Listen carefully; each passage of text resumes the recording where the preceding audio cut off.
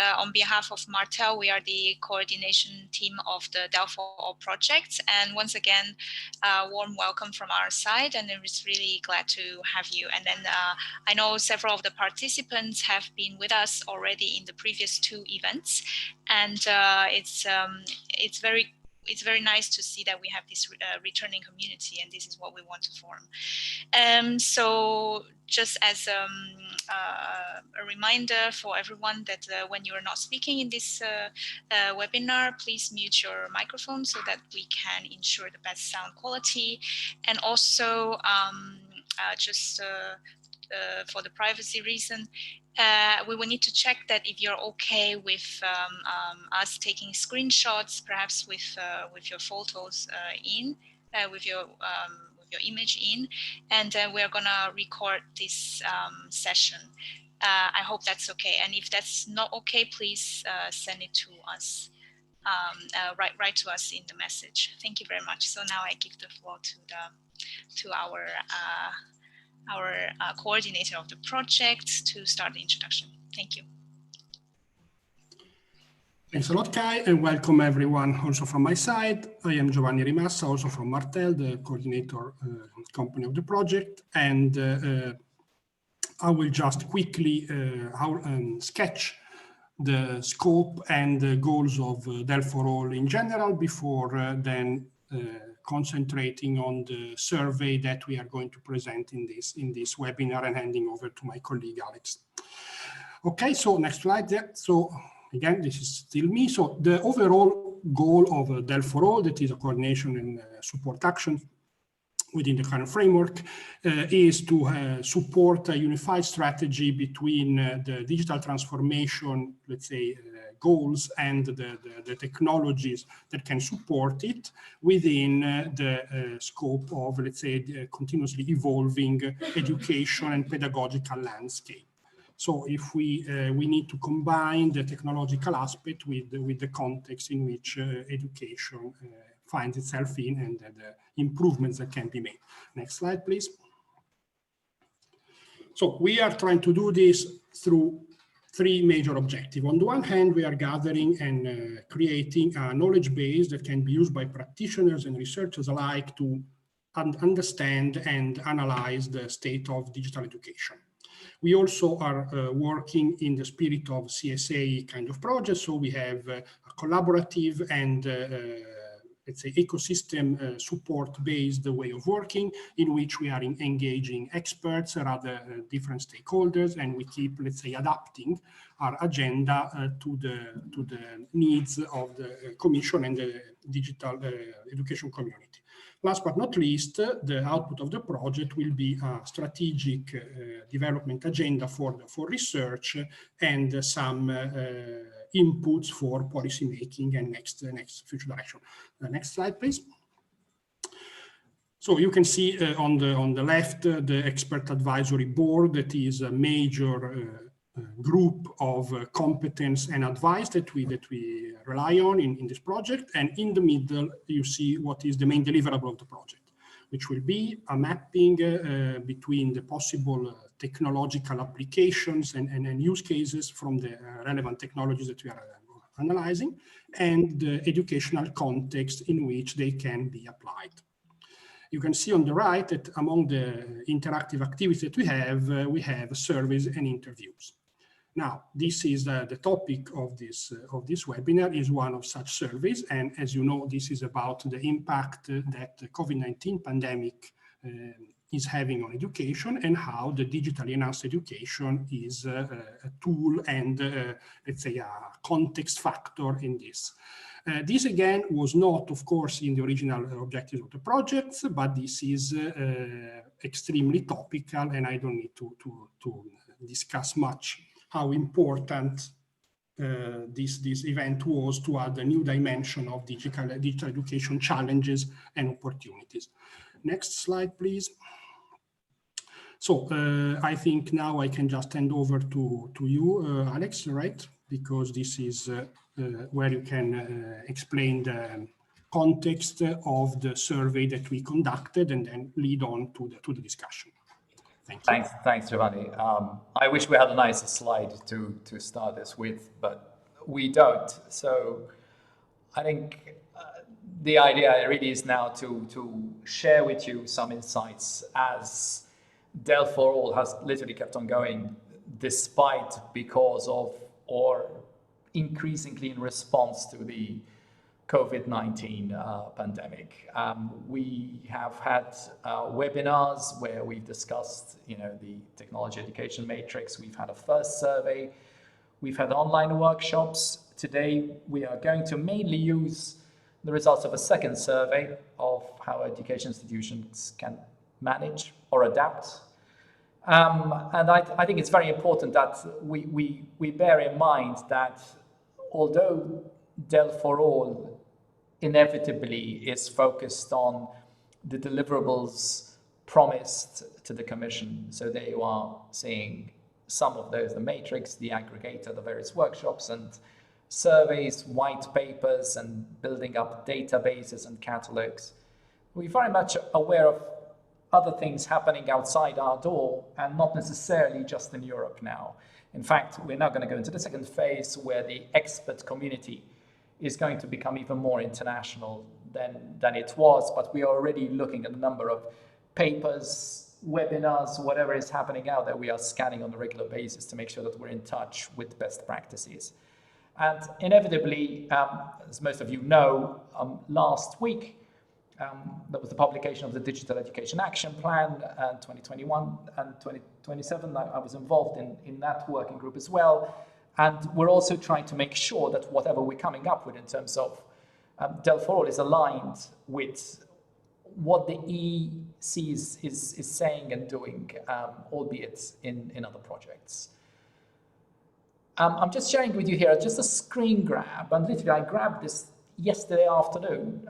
My colleague, Brian Alexander at Georgetown University, runs an extremely popular webinar series called Future Trends in Education. It just happened yesterday. It was just sharing something which I think may resonate with the conversation we're going to have here, which is about the higher education crisis.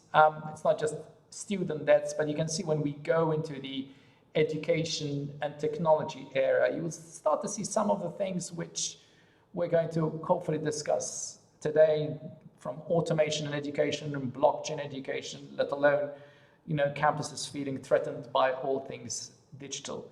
Again, this is simply eye candy in a way to explain that we are not operating in a vacuum. We are very much aware that there are some specific contexts which are specific to Europe, but there are other contexts which are pretty much global. In terms of the survey that we're discussing today, I think the focus is on adaptation.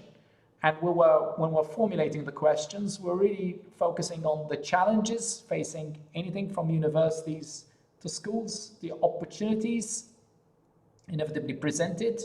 And I'm saying opportunities, which is something we don't expect, but there are many of us, and we discussed this in the first webinar, who see what's happening as an opportunity for many education institutions to get into digital, which is something that I have resisted. We're looking at the expected actions from authorities to guide the transformation to digital education. We were focusing on innovative and emerging tech, and we're very much looking at what our stakeholders are doing in terms of anticipation of potential permanent damage or potential permanent opportunities post-pandemic-wise. We ran the survey, and it was pretty much a quantitative survey from the 16th of July till the 11th of September. It was exclusively looking at the expert community which is congregating around DEL4ALL. The questions were adapted or based on the open question-based survey 1, constituted of 4 demographics. There were 5 multiple choice questions, which were pretty loaded in terms of respondents, of what respondents could tick. And respondents were asked to choose at least 3 options listed within the answers for those questions. When we go back, were 30 responses. 26 of those people admitted to being male or female, and people were aged between 35 and 65, based in 10 different EU countries, including the Belize, and there was somebody from the US. Most respondents are working in tertiary education, whether they're in the field as lecturers. We also had 9 researchers. So even though we were hoping we would scoop up some people from schools and things like that, the focus remained on higher education in terms of demographics. In terms of the questions and the responses that we had, one of the questions was, what are the main challenges does the emergency present to higher education?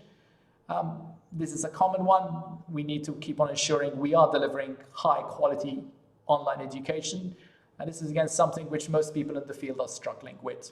Teachers' lack of experience with online education, people having been literally thrown into emergency education and having difficulty with both using the tools and engaging or interacting with students. We're just sharing here the top responses to these. The second question was, I guess, opportunities. Out of the crisis, can we do something good with it?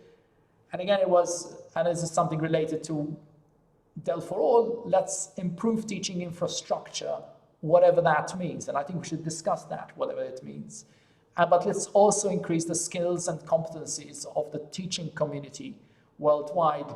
And I was very happy to see lifelong learning starting to creep into the equation now, that even though most people are in higher education bubbles, they are really understanding that we need to broaden the conversation to lifelong learning. Same thing with speeding up policy changes. Same thing though with strengthening the relevance of technology in education. And I would suggest that this is very much in DEL4ALL territory. What do we mean by strengthening the relevance of technology in education, and which technology are we talking about? I think when we came to looking at what do you expect from authorities, from the European Commission to local governments to policymakers to support an education technology in a higher education context, I don't think it's a surprise that the first one was give us some money. But I think encouraging an open debate about the future education. I think those of us who are, still teaching, researching, the debate is very much ongoing.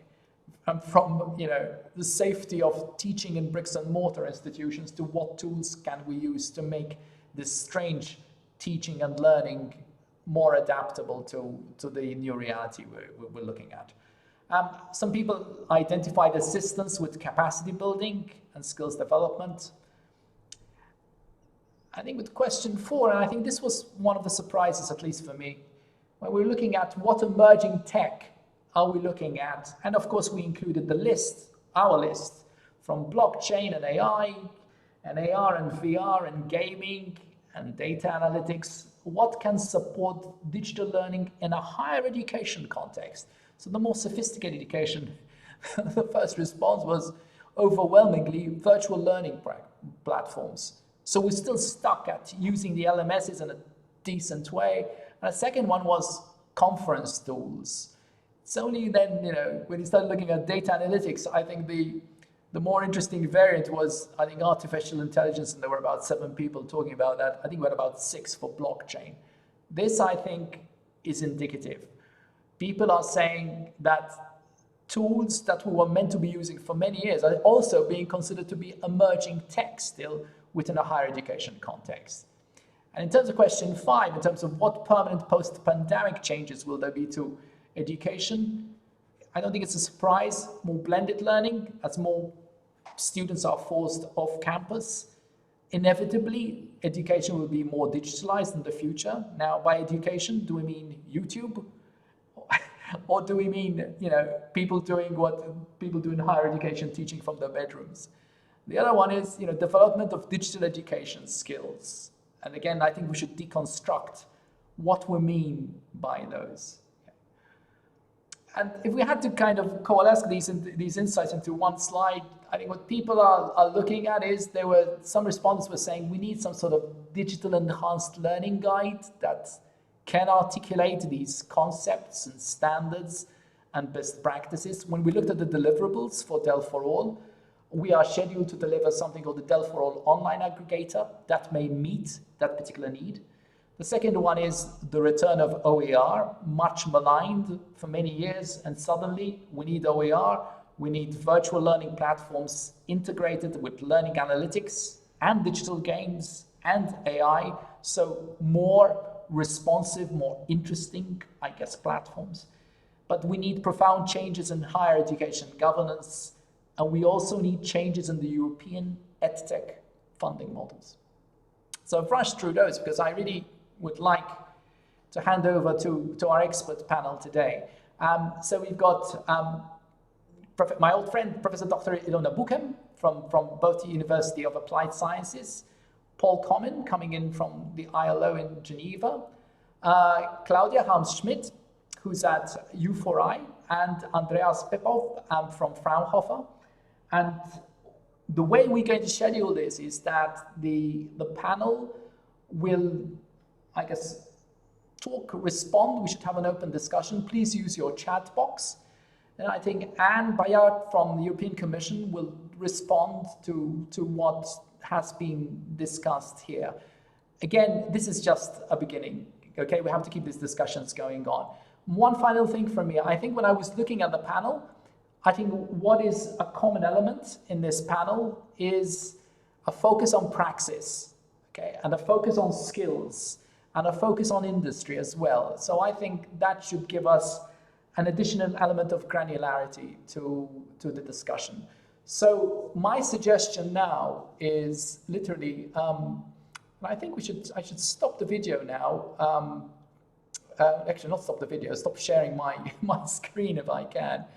And literally hand over now to the panel. And what I would like is for the panel to spend literally not more than 60 seconds introducing themselves and why they're interested in DEL4ALL. I think that would be something which could contribute to a more interesting conversation. So if I can start with the ladies, I'd like to start with Claudia. So Claudia, 60 seconds. Why are you here? What do you do? And why are you involved in DEL4ALL?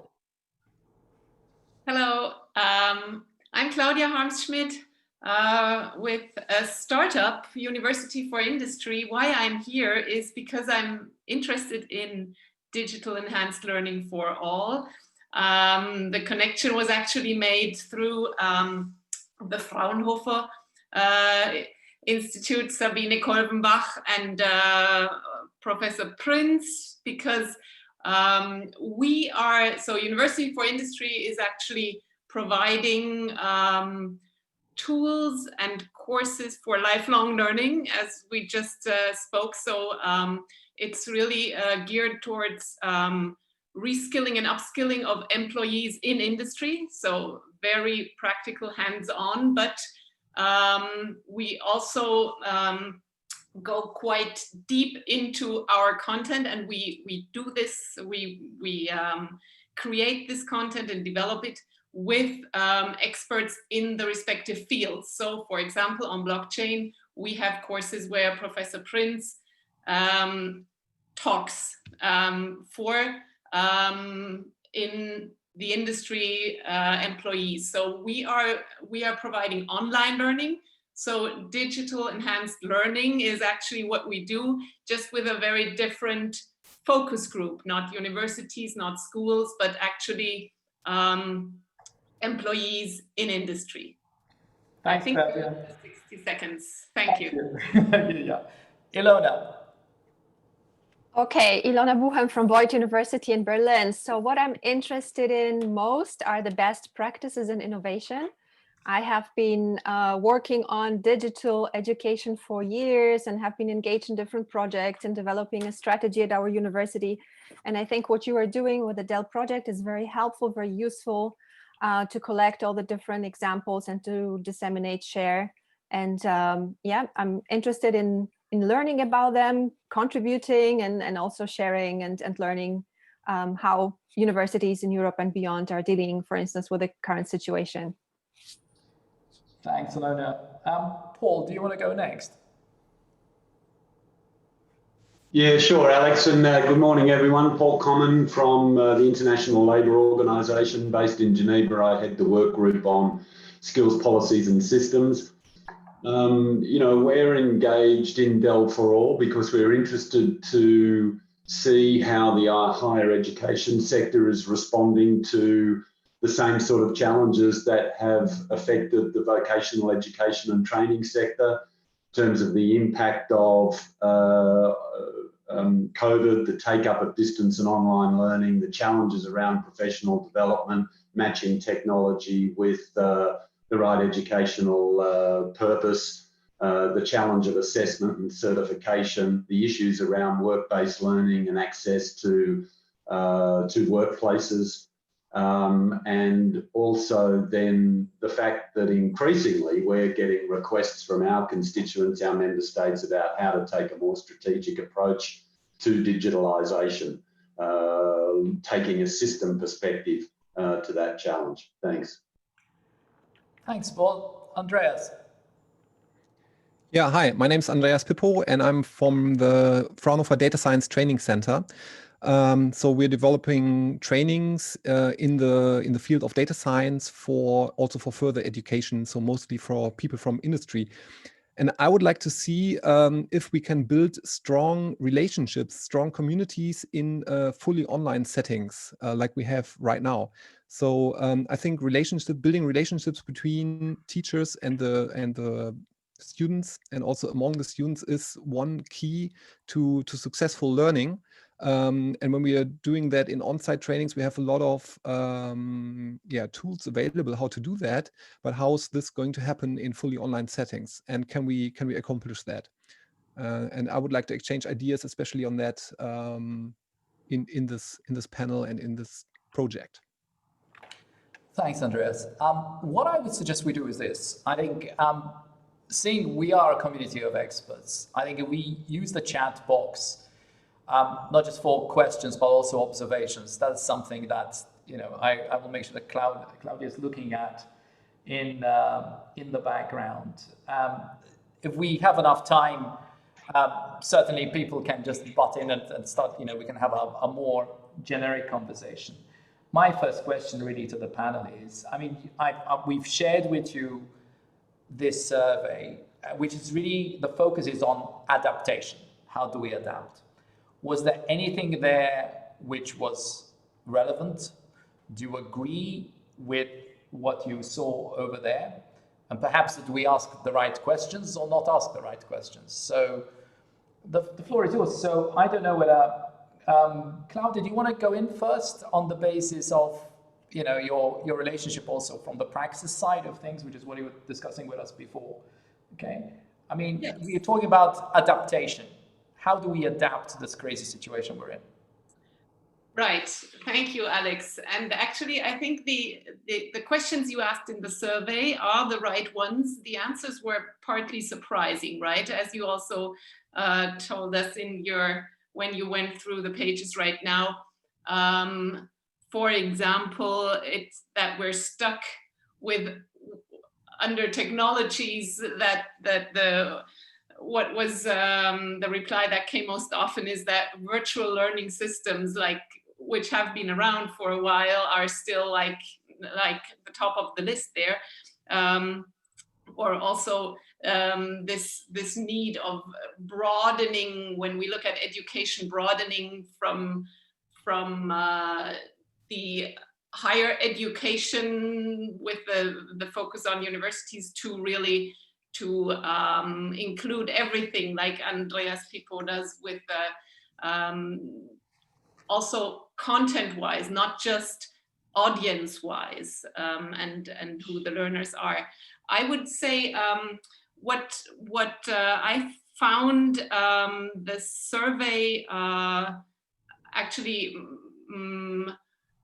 underlined what we have been finding. The transition to e-learning, like in industry, like talking about employees now, is more difficult than we thought. Like in an emergency like we're having with COVID, it turns out that it's more difficult than anticipated to move from like in-person training, or maybe a mix of in-person and online, to pure online training, and that mainly, like for our or our target groups, it's oftentimes the HR departments, the learning departments that are not ready yet to hand over the full content into some kind of blend of learning types, and also hesitant and reluctant to do that, maybe because the standards, the policies, it's all vague still. So I would from the survey, seeing the results of the survey and with our own experiences in our startup, I would say, is this something the other panel members also feel and would also agree to? Okay, let me take that up then. Okay, so we're talking about, I mean, I love the idea that HR is the problem. And I think many of us who are in education institutions would have something to say about that. What do you think? And can you please mute your phones if you can, because that would be helpful. Ilona, do you have anything to, I mean, in terms of responding to the survey, where do you come into this? Yeah, so I like the survey a lot. It was pretty comprehensive because you touched not only upon teaching itself, the didactics and the use of tools, but also some other issues like social, for instance, the social context or the socializing and the missing bits during the pandemic. And I think what I really think is needed at this time is not only this narrow look at e-learning and the tools, technologies, and how we actually deliver education, but a much broader look at what is actually happening at our institutions. So for example, we have at my university, we have conducted different surveys with students in departments in the university. And we also just heard from students that they have really a hard time now, which is obvious. It's not only the connectivity when they work from home, it's not only the lack of contact to their peers, but it's also the financial hardships that they have, you know, and this is something that we most of the time don't look into it, but it's also part of university life and also something that, you know, that is belongs to this discussion about the pandemic challenges and opportunities and how we can use digital media to use this. So I think there are many, many aspects are also like, you know, the how do we actually create the spaces for learning now? So for instance, we have noticed that, of course, most of the universities are changing to blended or online, but also we're still in need of creating learning spaces at the university for students who don't have the connectivity, who don't maybe have the equipment. You know, we're always assuming that everybody is equipped with some kind of device, but it's not always true. And it's, I think it's really necessary to have this broader look at what the student situation is really like and how we can help. I think it's interesting you picked up on, in a way, socioeconomic issues and on the issue of blended learning, which a lot of universities, in a way, have been trying to hide behind with planning, saying we're going to go into blended. And what it seems to be is that some have considered blended to be, you still need to get, especially in a place like the UK, you still need to get students on accommodation on campus. So they are there, but then blatantly saying, we're just going to teach you online. So what's the use, or, you know, does that to the old model? And I think the second issue, though, is related to technology. And let's start for the most basic things of connectivity and equipment. I mean, there are people, I can see Luis over there, who's a CIO at a university in Tarragona. And the idea of, you know, how can you immediately go from education, emergency education, what does that mean from a technology standpoint? Not just for the university, I think, but for the individual students is something that maybe we should be looking at. And when it comes to funding regimes, if we're still talking about digital divides, what do we do with that? I'm going to spin this now to in a way, to both Paul and Andreas, who, you know, Andreas with his training, and we're talking about communities of practice in a way, but Paul with the labor markets, Paul, and you know, I mean, I got involved with the ILO because you also look at research, okay, and applied research. how's COVID going to change all of this? On the basis of what this survey said, how are you changing your strategy in terms of being more relevant to what is needed in the labor market, I guess? Yeah, well, okay, let me pivot to that slightly different question. But, you know, we've been releasing a series of labour market monitors over the last 6 to 8 months. And, you know, that's highlighted the significant sort of impact on employment, but also inactivity, because, you know, there's a lot of schemes that are keeping people connected to their employer or to their workplace, but they're actually not working. And, you know, I think connecting that with the point made earlier by Claudia about the rise of interest in lifelong learning, the diversification of learners, and the growing interest in undertaking short course, you know, modularized programs linked to micro credentials, that sort of thing, has clearly grown. You know, like in any downturn, there's going to be winners and losers, and we've seen sectors that have experienced substantial decline and increased unemployment, and then other sectors where the opposite is true. And so at the moment, part of our response is supporting countries to undertake rapid labour market assessments to try and understand where those shifts are. But there's always, you know, that lag between identifying where emerging skill needs are, or where, you know, pressing skill needs are, and providing a response in terms of either short course or you know, short course offerings, or changing the sort of structure. And I guess in the vocational education and training sector, you know, where typically the duration of programs is shorter than those offered, you know, across the board in universities, I guess the demand on institutions to be more responsive is perhaps a little more pressing. But, you know, just going back to the survey results, I mean, you know, a number of the issues that were thrown up there are exactly the same as the issues that were fleshed out in the survey that we did of TVET policymakers and institutions. I think we got about 1,500 responses from 126 different countries, low, middle, high income levels. And, you know, same sort of issues around, really, this is an emergency response. How do we address the issues around the professional development of teachers and trainers who, you know, really weren't geared up or in any way adequately prepared to deal with this?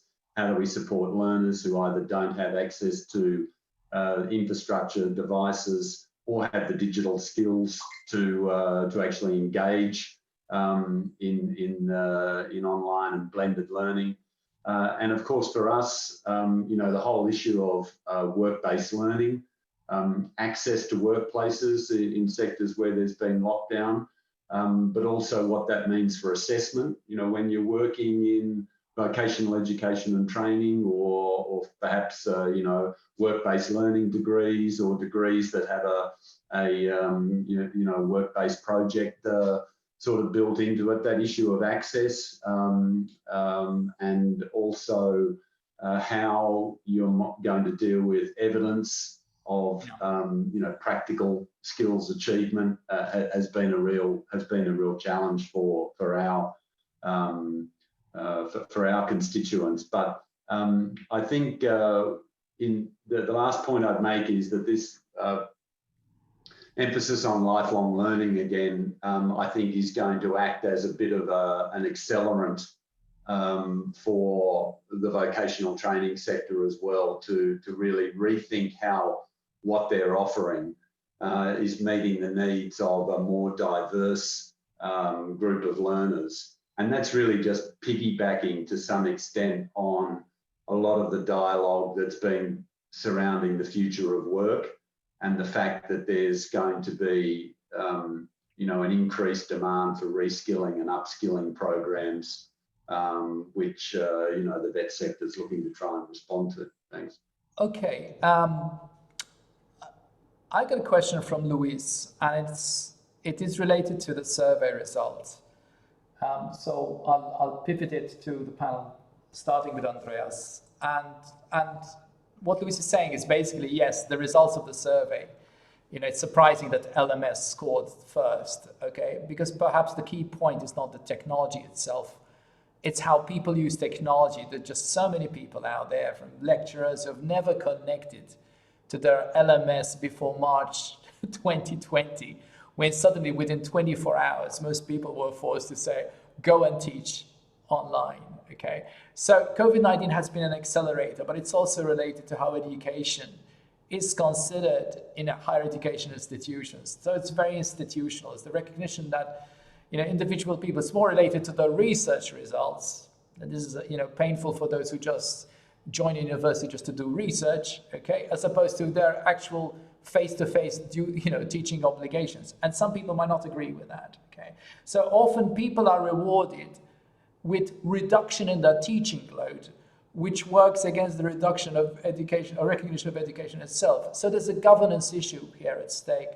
And I can see that Glib agreed with that.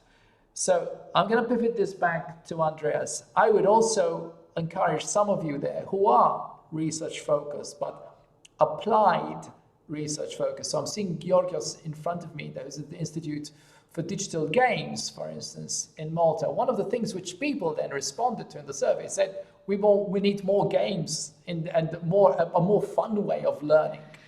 If we're going to get into this, if we are in this digital education game for the long term. So, Andreas, do you have anything to say to what's been said, so that we close on the survey, I think, and then try and focus on what's next? Andreas? Yeah.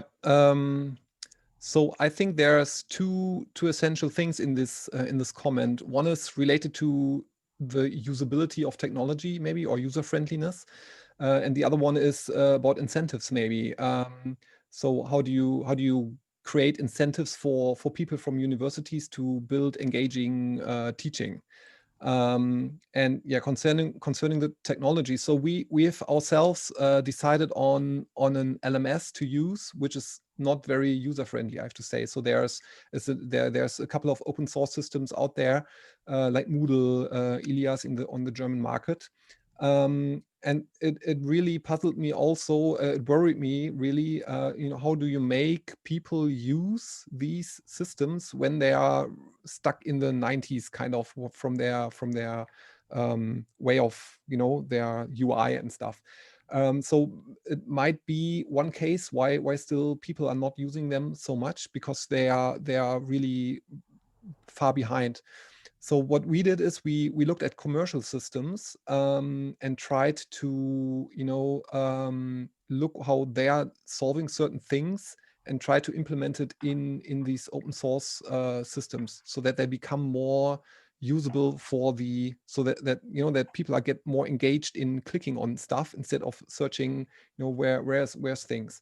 So maybe this is one way of dealing with this. So really either taking technologies which are more mature in that sense, and also maybe working around the LMS. So you get lots of solutions where people can use. I mean, you can set up WordPress instances that have great extensions, where people will have a better experience.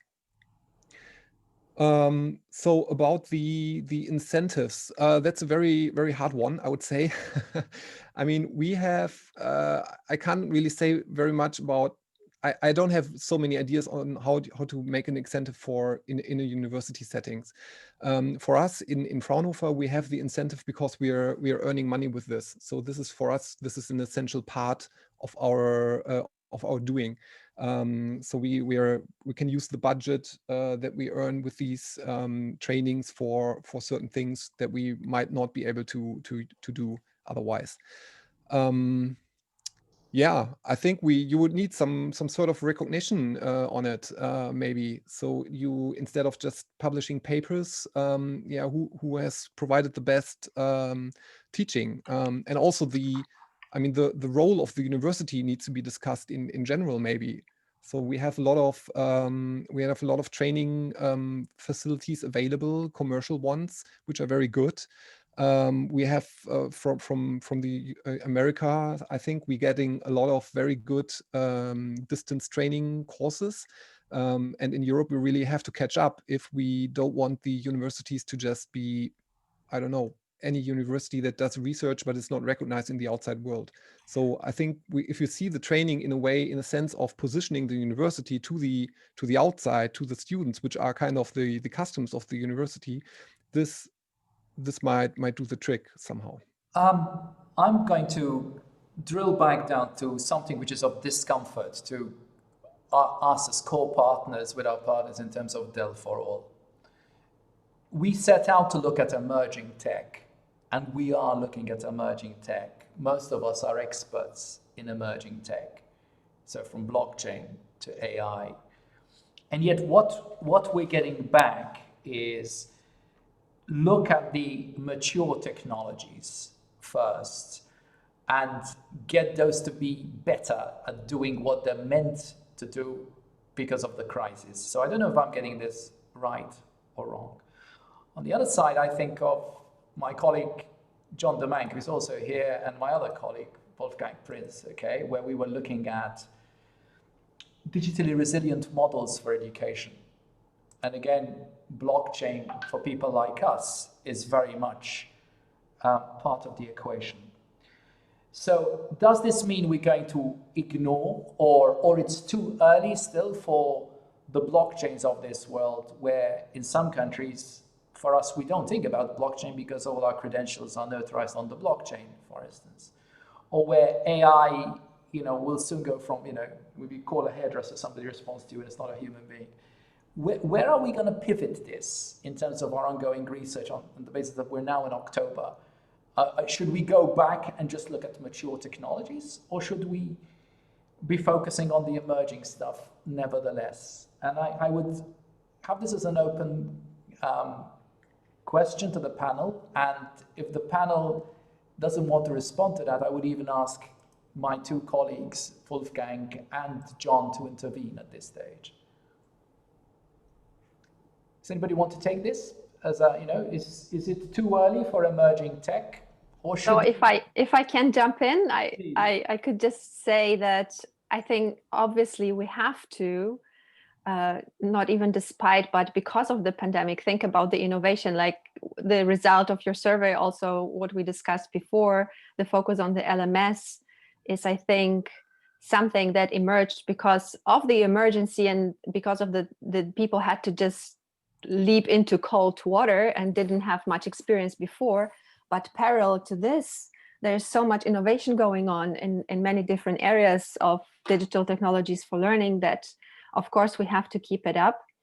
And in terms of the incentives, I think there's a lot of opportunity to do this. So I can just say an example from my own university that in the last Corona semester and in this semester, we will be issuing open badges to recognize the effort of teachers. And we have a prize for digital learning at our university, which is normally done through surveys with students. Students select the best online teaching or the best online teachers. But this time during the Corona semester, we decided to basically give the award to all the teachers, independent of what they did, just to recognize the effort that they, that they didn't give up and that they continued, and that they faced the challenge. And I think there's a lot of opportunity to recognize the efforts, to recognize what teachers are doing with new technologies, to socially recognize, not really in monetary on financial terms to recognize this, but socially recognize what teachers are actually doing in those times. Would anyone want to pick up on this? Because if not, there are two observations here. One again is from Luis, and I think it's related to bridging the work we're doing with DEL4ALL with other ongoing projects. I mean, we've mentioned the EPSI before, the European Blockchain Services Infrastructure Project, for instance. Luis here is mentioning, this digital competence framework, this DigiComp EDU, which has been around for quite a while, promoted by the JRC. And he's saying skilling people with reference frameworks such as DigiComp EDU will also be useful with the first challenge. And Carsten Fusan is saying, I agree with this position. From my understanding of crisis-induced online learning is presently like changing your daily t-shirt, but leaving the rest the same. Many empirical studies these days show that the approach is really not optimal. Students and teachers miss inspiring and social interaction, which is seen as a major creative force for new knowledge. Reading all the study results, I appreciate discussion these days. Obviously, we're discussing what is this higher education learning all about. And I guess we're kind of stuck in this moment. And I think it's a challenge, and I think DEL4ALL, and we're now talking here as the community of experts, I think we need to find a way of bridging between the need for this project to keep on looking at future technologies, and at the same time bridging with the obvious needs, I think, of the teaching community to adapt. In a way, it's like it's the emperor's new clothes. No, a lot of people have been revealed that they are very inadept, can adapt at most things technological. Sadly, a lot of these people are in policy positions in higher education institutions. So, but what I think we now have to move on is this. It's now October. The pandemic hit us in March. So where do we go from here? And with that, I would like John Demang actually to pick up on this. John. Yeah, so as I've said before, and as you were saying so eloquently, Alex, the pandemic has exposed structural weaknesses in society and the economy. And education has for too long tried and brush under the carpet.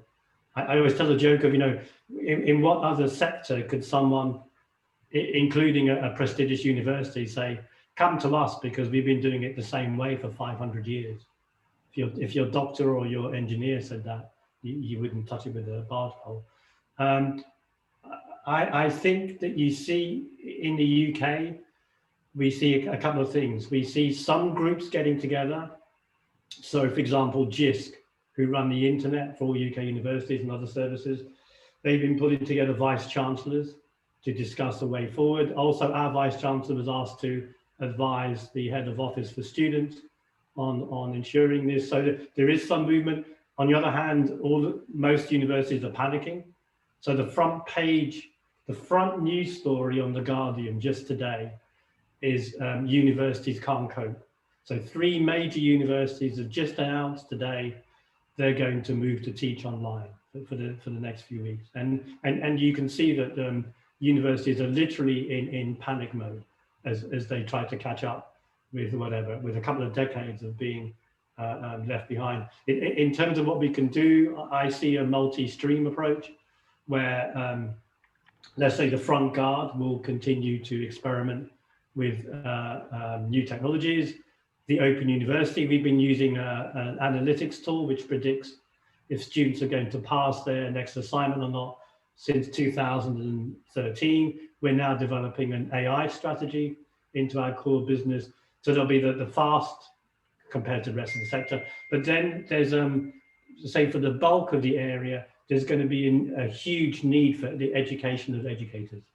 So I would envisage a whole new training scheme and then a whole rethink of the business model.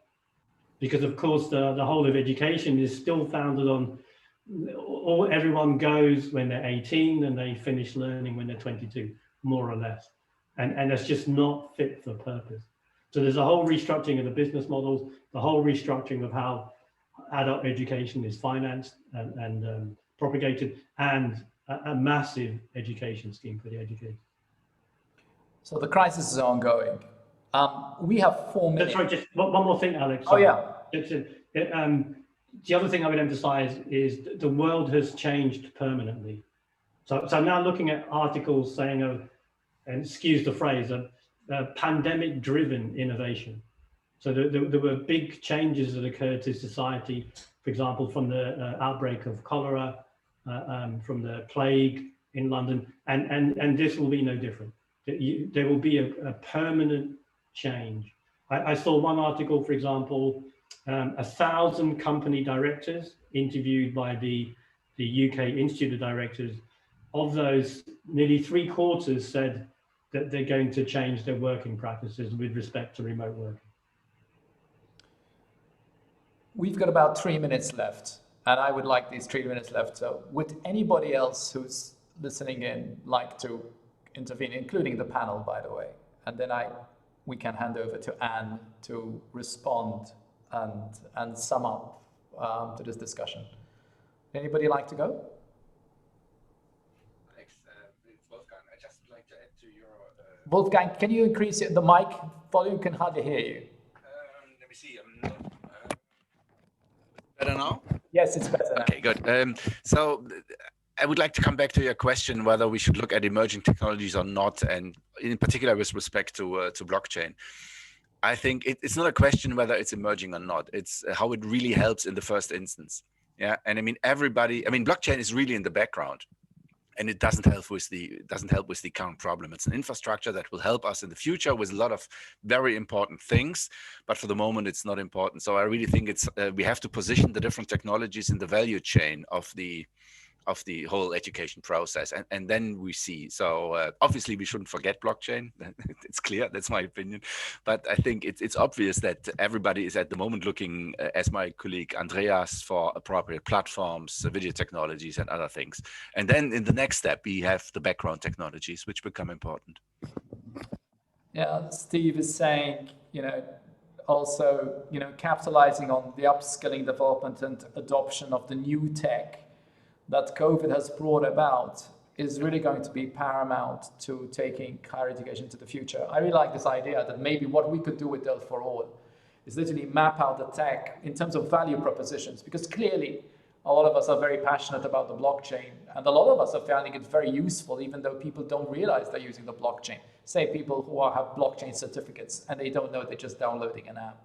And I think this is very important. But I think this idea of mapping out the landscape, and this will help, I think, the Commission in terms of what to fund in the future.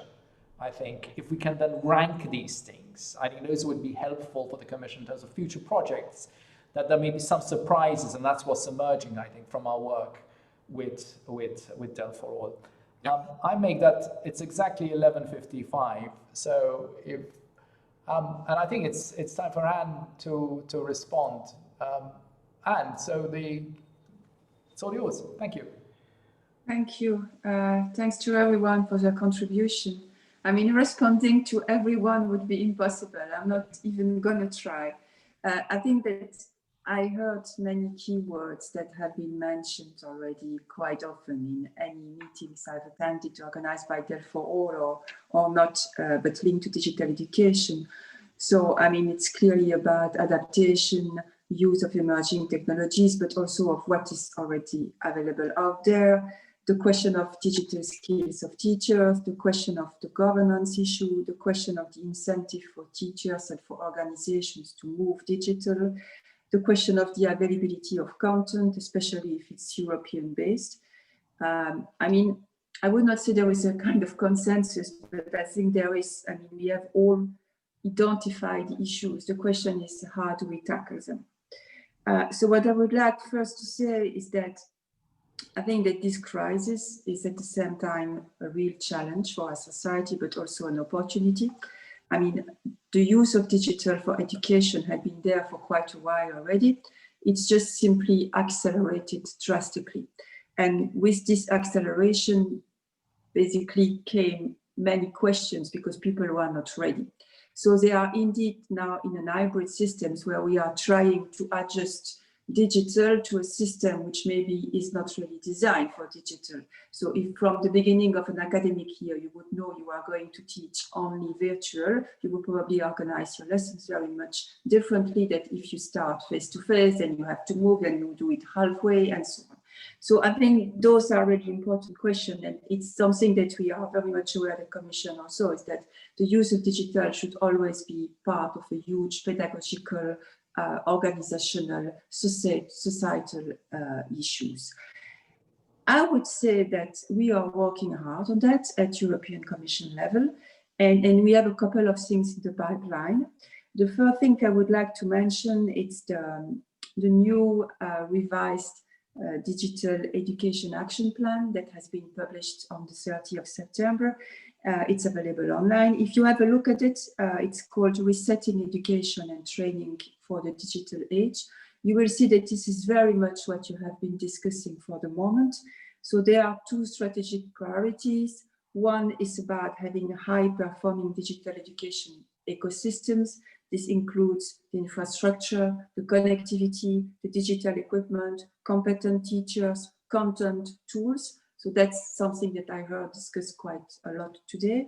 And the second priority is about enhancing digital skills and competencies for digital transformation, both for basic digital skills, but also for advanced digital skills so that we can develop systems. So, I mean, I think this fits quite well the discussion that I heard today. We also, in our unit, have in the pipeline calls organized by Impacted Project, which is a cascading fund project. So we are funding smaller projects with SMEs mainly, and just a couple of partners, very fast and limited budget. They had a second call on remote schooling, especially under the COVID-19 issue that closed end of September, and they will have another call in spring. So I think we are trying also to address certain issues there. Then, of course, we have DEL4ALL. I don't need to say much about this. And we will have calls coming in Horizon Europe and DEP, most probably, even if those are still very much on hold because there are discussions on the budget. One thing for sure is that we are going to tackle the issue of having European tools and content available. I think this is extremely important because on an ethical and societal point of view, for privacy reasons as well, for security reasons, we cannot rely on systems developed by China or by the States. So we really need to do it our own way, meeting our European values, and this can only be done if we have a strong industrial ecosystem, and that we go together, I mean, working together multidisciplinary with people coming from any kind of horizons. I mean, social science, technology providers, I mean, researchers, end users, teachers, I mean, everyone all together. That's the thing. Then I would like to conclude with a discussion that I heard a lot about the need to tackle emerging technologies or not, or whether we should simply try to use what is available out there. I think this is really what this crisis has shown, is that, I mean, if we only look at the crisis at the day of today, of course, the answer is that we take what is available, we implement it, we test it, and we make it better. If we look on a midterm perspective, we need to tackle the emerging technologies issues. Also, for what I just said about Europe being on the front page and not depending on China and the States, because if we don't work on that, if we don't work on the future, then of course in 5 or 10 years' time, we will be completely lost. So it's really about finding the right balance between the two, but I think we are trying to do that in the Commission as much as we can, at least. So yeah, those were my conclusions, I think. I know it's a lot packed, but if you have any information, I'm always available by email, and you can go to our websites. Thanks, thank you very much. We kept on having some comments whilst you were speaking, and I think people are responding in real time. The need for a business-driven approach, identify business results, and I guess the background you've given us about the EU and where the EU is going, even this China, non-China, non-US, EU-based solutions, I think is indicative for us. And then I think it's, you know, some people saying, let's identify the best technologies, of course, including emerging ones to achieve our objectives, but let's get our objectives right. I think the Digital Education Action Plan, I think now gives us also an EU framework, and I think we need to align what we're doing with DEL4ALL with what that, I think, very valuable document is saying. In a way, some people are saying there's a historic openness for these new business models and we should be contributing to them. And I think Alan Bruce is saying it's absolutely true. There's no going back. So everything's changed. And it's in parallel because of all the social, political crisis that we have. So there's a newness that is involved here. So we need to be aware of both the persistence of the problem and the socio-economic inequalities with the related challenges around equitable access, embedded races, structural inabilities to integrate intercultural diversity.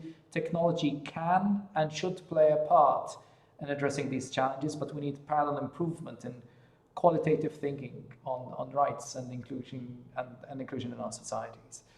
I think we're just 2 minutes over deadline.